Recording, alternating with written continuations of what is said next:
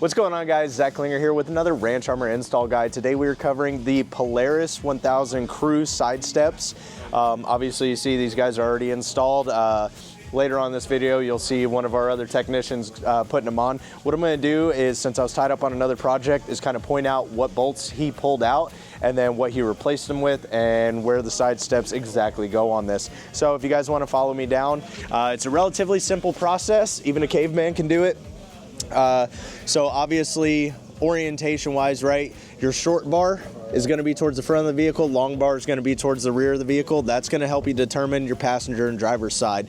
Now, if you come under here, you will see a very familiar saucer washer right here, where a torque screw or a 10 mil used to be, and then your OEM body torque screw that used to be here. You're obviously going to be getting rid of those guys and replacing them with our hardware in this event. Now you will reuse that saucer washer for the rear ones. As you guys see, it's a really simple one, guys. I can't stress this enough. In total, it's 4 bolts on each side, so 8 total. Remember, do not reuse the OEM hardware that comes out. Use our hardware. Our hardware goes in deeper into the frame, and that's what gives it that strength to be able to be a step, just like so.